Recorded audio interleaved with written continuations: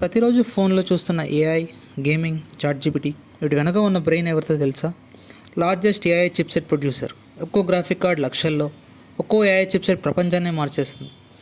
ఆ కంపెనీయే ఎన్విడియా. ఈ బిగ్గెస్ట్ కంపెనీ వెనక ఉన్న ఒక సక్సెస్ఫుల్ పర్సన్, ఒక తైవానీస్ ఇమిగ్రెంట్.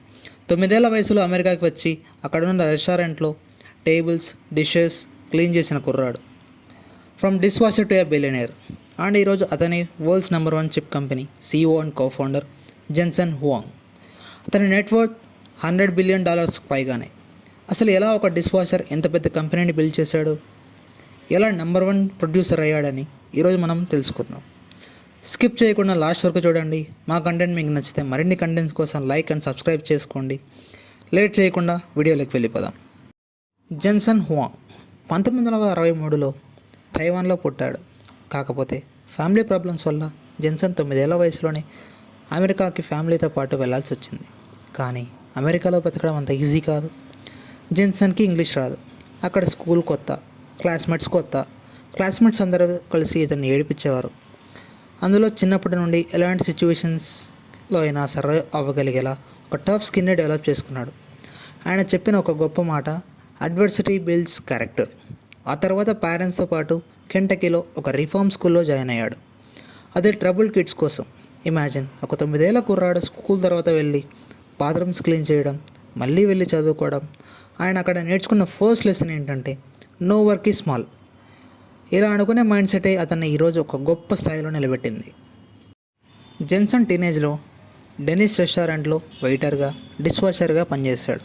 ఇక్కడ ఇంట్రెస్టింగ్ ఫ్యాక్ట్ ఏంటంటే 30 ఏళ్ల తర్వాత ఎన్విడియాని డెనిస్లోని 2 ఫ్రెండ్స్తో కలిసి స్టార్ట్ చేశాడు. జెన్సన్ చదువులో టాప్ స్టూడెంట్. ఒరెగాన్ స్టేట్ యూనివర్సిటీలో ఎలక్ట్రికల్ ఇంజనీరింగ్ చేశాడు. తర్వాత స్టాన్ఫోర్డ్ యూనివర్సిటీలో మాస్టర్ చేశాడు. డిగ్రీలు ఉన్న వెంటనే ఎవరూ సీఈఓలు అయిపోరు కదా. జెన్సన్ జీవితం అప్పుడే మొదలైంది. జెన్సన్ తన మొట్టమొదటి ఉద్యోగం AMDలో చిప్ డిజైనర్గా పనిచేశాడు. ఆ తర్వాత 8 ఏళ్ల పాటు LSI లాజిక్లో డైరెక్టర్గా పనిచేశాడు. ఈ 8 ఏళ్ల సుదీర్ఘకాలంలో కార్పొరేట్ ప్రపంచానికి తగ్గట్టుగా company management, chip designing, business అన్నీ నేర్చుకున్నాడు. అప్పటికే జెన్సన్కి 30 ఏళ్ళు వచ్చేసాయి. జెన్సన్కి ఒక మొమెంట్లో అనిపించింది, నేనే కంపెనీ ఎందుకు స్టార్ట్ చేయకూడదని. ఇక్కడే మెయిన్ ప్రాబ్లం ఏంటంటే 1993లోనే గ్రాఫిక్ మార్కెట్లో దాదాపు 70 కంపెనీలకు పైగానే ఉన్నాయి. అప్పుడు అందరూ జెన్సన్ని you are late, you will fail అని అన్నారు. జెన్సన్ అవన్నీ పట్టించుకోకుండా 1993లో డెనిస్ బూత్లో కూర్చొని తన 2 ఫ్రెండ్స్ క్రిస్ మాలచౌస్కీ, కర్టిస్ ప్రైమ్తో కలిసి ఎన్విడియా అనే ఒక కంపెనీ స్టార్ట్ చేశాడు. 1995లో వాళ్ళ ఫస్ట్ చిప్ NV1 లాంచ్ చేశారు. Result epic flop. మైక్రోసాఫ్ట్ లాంటి పెద్ద కంపెనీస్తో పార్ట్నర్షిప్ కుదరలేదు. కంపెనీ దాదాపు నష్టాల్లో కూరుకుపోయింది. కంపెనీలో స్టార్టింగ్లో 100 మంది పనిచేస్తుండగా వాళ్ళని 30 మందికి తగ్గించాల్సి వచ్చింది. 1997లో రియో 128 లాంచ్ చేశారు. ఇదే జెన్సన్కి లాస్ట్ ఛాన్స్. ఒకవేళ ఫెయిల్ అయితే ఎన్విడియా చాప్టర్ క్లోజ్. కానీ ఇమాజిన్ చేయలేనంత హిట్ అయింది. కొన్ని డేస్లో దాదాపు 10 లక్షలకు పైగా యూనిట్స్ సేల్ అయిపోయాయి. కంపెనీ నష్టాల నుంచి సర్వైవ్ అయింది.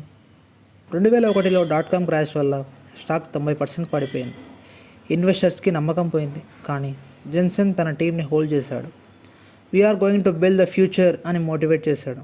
జెన్సన్ ఆఫీస్లో అందరికీ సమాన హక్కులు ఉండేవి. ఆఫీస్లో ఎవరైనా ఎప్పుడైనా ఆర్గ్యూ చేయొచ్చు. ర్యాంక్తో సంబంధం లేదు. బెస్ట్ ఐడియా గెలవాలన్నదే అతని మెయిన్ ఇంటెన్షన్. 2006లో జెన్సన్ ఒక క్రేజీ బెట్ చేశాడు. గ్రాఫిక్ కార్డ్స్ని కేవలం గేమింగ్ కోసం కాకుండా ఒక ప్యారలల్ కంప్యూటింగ్ కోసం కూడా యూజ్ చేయొచ్చని ఆలోచించాడు. ఈ ప్రాజెక్ట్ని క్యూడా అనే నేమ్తో స్టార్ట్ చేశాడు. 10 ఏళ్ల ప్రాఫిట్స్ లేదు. అందరూ నవ్వుతున్నారు, అసలు గేమింగ్ కంపెనీ ఎందుకు ఇలా సైన్స్ చేస్తుందని.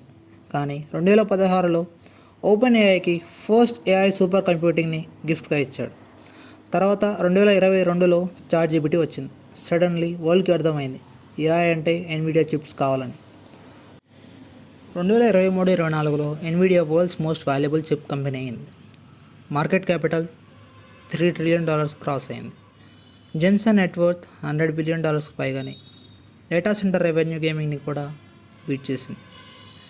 జెన్సన్ హువాంగ్ స్టోరీ ఒక కంపెనీ స్టోరీ కాదు, అది ఒక పట్టు విడవకుండా అనుకున్నది సాధించే ఒక గొప్ప మనిషి స్టోరీ. 0 నుండి నెంబర్ 1కి రావడం కేవలం లక్ మాత్రమే కాదు, అతని టాలెంట్, పేషెన్స్, ప్యాషన్తో మాత్రమే రీచ్ అయ్యాడు. మీకు ఈ వీడియో నచ్చినట్లయితే లైక్, షేర్ అండ్ సబ్స్క్రైబ్ చేయండి. కామెంట్లో చెప్పండి జెన్సన్ లైఫ్లో మీకు బాగా ఇన్స్పైర్ అయిన మూమెంట్ ఏంటని. నెక్స్ట్ వీడియోకి ఎవరి స్టోరీ కావాలో కూడా చెప్పండి.